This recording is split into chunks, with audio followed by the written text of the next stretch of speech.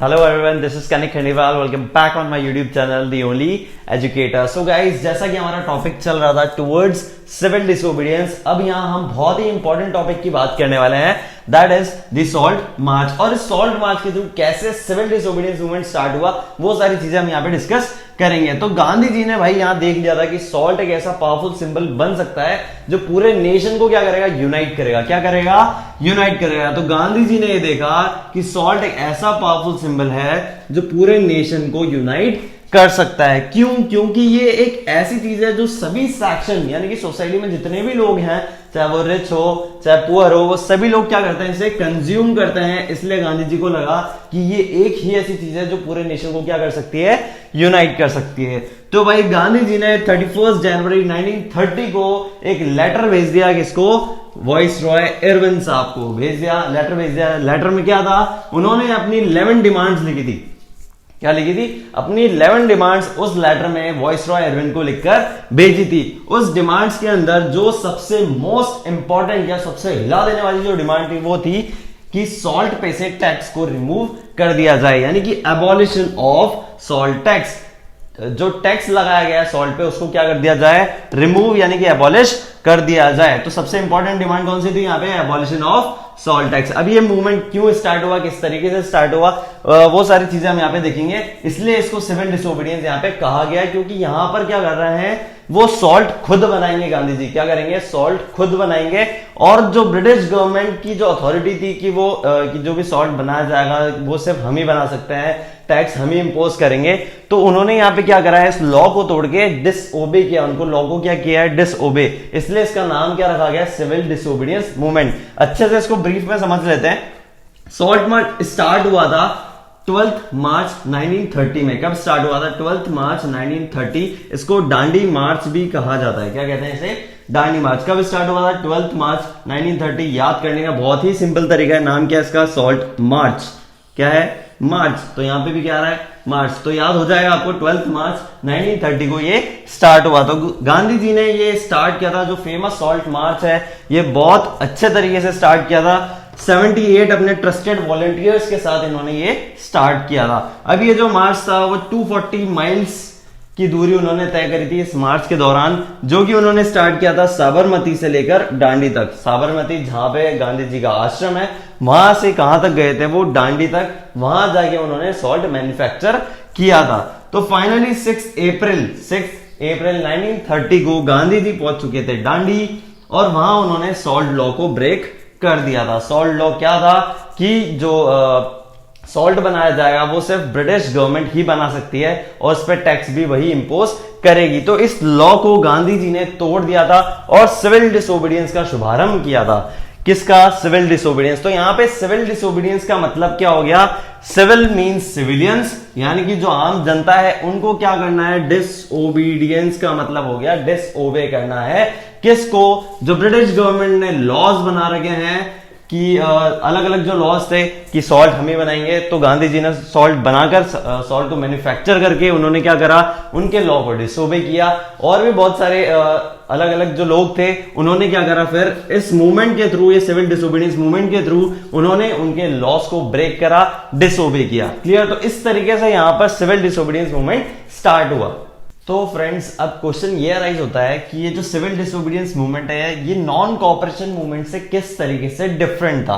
तो it was different from non cooperation movement as in this movement, कि इस movement के अंदर लोगों को सिर्फ उनको कॉपरेट तो करना ही नहीं है बिल्कुल भी, यानी कि जो ब्रिटिश गवर्नमेंट है उनको लोग बिल्कुल भी कॉपरेट नहीं करेंगे। इसी के साथ साथ उनको उनके लॉज भी तोड़ना है, यानी कि जो कॉलोनियल लॉज है, जो भी उन्होंने लॉज बनाए हैं उनके लिए, उन सभी को क्या करना है, ब्रेक करना है, यानी कि तोड़ना है। तो ये नॉन कोऑपरेशन मूवमेंट से सिविल डिसोबीडियंस मूवमेंट किस तरीके से अलग है? नॉन कोऑपरेशन मूवमेंट में क्या करना था, गांधी जी ने कहा था कि हमें उन लोगों को कोऑपरेट नहीं करना है। अगर हम उनका कोऑपरेशन छोड़ देंगे, हम उनको कोऑपरेट नहीं करेंगे, तो वो इंडिया छोड़ के चले जाएंगे। जबकि सिविल डिसोबीडियंस में उन्होंने क्या कहा कि हमें उनको कोऑपरेट तो नहीं करना है, प्लस हमने उनके लॉस को भी क्या करना है, तोड़ना है, यानी कि उन्होंने जो भी लॉस बनाया उनको तोड़ना है। क्लियर? तो उसके कुछ मेन फीचर्स थे, यानी कि ये जो सिविल डिसोबीडियंस मूवमेंट है इसके कुछ मेन फीचर्स हैं।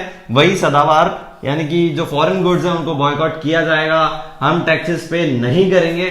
कहा ना यहाँ पे क्या बोला है, उनके लॉस को ब्रेक करना है। तो टैक्स जैसा कि वो मांगते थे, जो लोग बेचारे परेशान थे, पीजेंट्स परेशान थे कि हम टैक्स पे नहीं कर पा रहे हैं, तो उन्हें टैक्स पे नहीं करना है।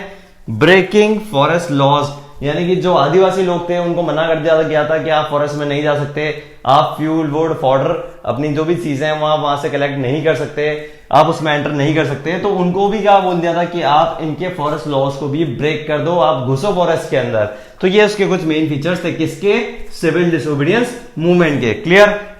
अब यहां पे जैसा कि देखा कि ब्रिटिश गवर्नमेंट ने की सारी चीजें हमारे हाथ से फिसलती जा रही है, तो ब्रिटिश गवर्नमेंट ने एक पॉलिसी स्टार्ट कर दी, वो थी ब्रूटल रिप्रेशन, यानी कि मारना पीटना शुरू कर दिया। और गांधी जी को और नेहरू जी को यहाँ पे अरेस्ट कर लिया। किसको? गांधी जी को और नेहरू जी को यहाँ पे अरेस्ट कर लिया गया है। जो ब्रिटिश गवर्नमेंट है उन्होंने ब्रूटल रिप्रेशन की पॉलिसी यहाँ पे स्टार्ट कर दी थी। और जैसा कि हर मूवमेंट में होता है, आखिरी के अंदर क्या होता है, ले देके हारना ही पड़ता है। तो गांधी जी ने once again decided to call off the movement. तो यानी कि यहाँ पे गांधी जी ने वापस से मूवमेंट को क्या कर लिया, कॉल ऑफ कर लिया। पूरे चैप्टर में आप ये देखोगे कि स्टार्टिंग से जैसे नॉन कोऑपरेशन मूवमेंट स्टार्ट हुआ था, वहां पे भी क्या हो रहा था, मूवमेंट स्टार्ट होता था, एंड में आते आते लोगों के अंदर गुस्सा आ जाता था और मूवमेंट कॉल ऑफ कर दिया जाता था। यहां पे भी क्या हुआ, एट लास्ट गांधी जी ने यहाँ पे मूवमेंट को कॉल ऑफ कर दिया और इरविन साहब के साथ एक पैक्ट साइन किया। पैक्ट का मतलब है यहाँ पे एग्रीमेंट।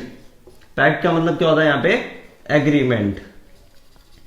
तो गांधी जी यहाँ पर इरविन साहब के साथ एक एग्रीमेंट यहाँ पे साइन कर लिया था उन्होंने। अब ये एग्रीमेंट क्या था वो यहाँ पे हम डिस्कस करते हैं। तो भाई यहाँ पे गांधी जी और इरविन के बीच में हो गया था एग्रीमेंट, जिसका नाम रखा गया गांधी इरविन पैक्ट, यानी कि दोनों के बीच में एक पैक्ट यानी कि एग्रीमेंट साइन किया गया था, जिसका नाम क्या है यहाँ पे, गांधी इरविन पैक्ट। ये पैक्ट यानी कि एग्रीमेंट ये इन दोनों के बीच में हुआ था 5 मार्च 1931 में, यानी कि गांधी जी ने इरविन का पैक्ट या एग्रीमेंट साइन किया था 5 मार्च 1931 में। अब क्या हुआ, इस पैक्ट के दौरान 1931 में, दिसंबर 1931 में गांधी जी लंदन पहुंच गए। कहां पे पहुंच गए?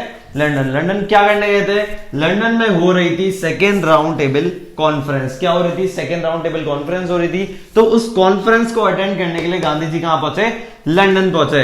पर वहां पे जो हुआ, इन्होंने सोचा वहां जाएंगे तो कुछ बात के अंदर हो सकता है हमारी बातें हम रखवा ले, पर जब वो वापस लौटे तो वो काफी डिसअपॉइंटेड थे। क्यों? क्योंकि इनकी वहां पे जो बात इन्होंने रखी वो बात लोगों ने नहीं मानी।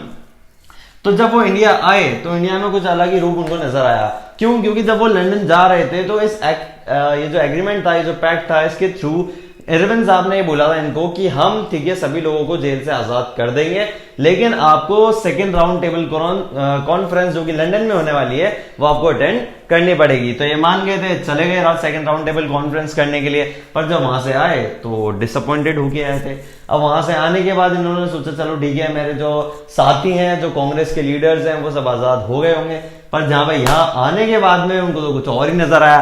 क्या देखा उन्होंने? Back in India he discovered that the government had begun a new cycle of repression, यानी कि एक नया दौर ही स्टार्ट कर दिया था। किसने? गवर्नमेंट, यानी कि ब्रिटिश गवर्नमेंट ने कुछ एक नया सिलसिला स्टार्ट कर दिया था। वो क्या था? अब्दुल गफर खान को और नेहरू जी को जेल में डाल दिया था। यानी कि इन्होंने यहाँ पे सोचा कि जो लीडर्स हैं उनको निकाल दिया जाएगा, जबकि यहाँ पे क्या हुआ, अब्दुल गफर खान और नेहरू जी को कहां पे पाया? उन्होंने जेल में पाया। प्लस जो कांग्रेस थी उसको क्या डिक्लेयर कर दिया इन्होंने? इलीगल डिक्लेयर कर दिया। किसको? कांग्रेस को यहाँ पे इलीगल डिक्लेयर कर दिया। अब गांधी जी को आ गया गुस्सा, आ गया यार ये क्या चल रहा है, मतलब मैं आया कुछ और सोचा था मैंने और यहाँ तो कुछ और ही चल रहा है। तो गांधी जी ने वापस से रिलॉन्च किया सिविल डिसोबीडियंस मूवमेंट। क्या रिलॉन्च किया? सिविल डिसोबीडियंस मूवमेंट उन्होंने वापस से रिलॉन्च किया 1934 में। उनकी होप थी कि हाँ ठीक है अब तो हमको कुछ करना है, पर एट लास्ट क्या होता है, वो जो हम देखते आ रहे हैं वही हुआ। वापस से इस मूवमेंट ने अपना आपा यानी कि जो मोमेंटम था वो खो दिया और ये मूवमेंट यहाँ पे वापस से फेल हो गया। तो फ्रेंड्स यहाँ पे हमने बहुत ही इंपॉर्टेंट टॉपिक्स कवर अप किए हैं, जैसे कि हमने समझा गांधी इरविन पैक्ट क्या होता है, सिविल डिसोबीडियंस मूवमेंट और द सॉल्ट मार्च। बहुत ही इंपॉर्टेंट टॉपिक्स हैं ये। इससे रिलेटेड अगर आपको कोई भी डाउट्स है तो आप मेरे कमेंट सेक्शन में मुझे बताइए, आपके सारे डाउट्स क्लियर कर दिए जाएंगे। वीडियो अगर आपको पसंद आई है तो इसे लाइक करें, चैनल को सब्सक्राइब करें। मिलते हैं नेक्स्ट वीडियो में, तब तक के लिए बाय बाय।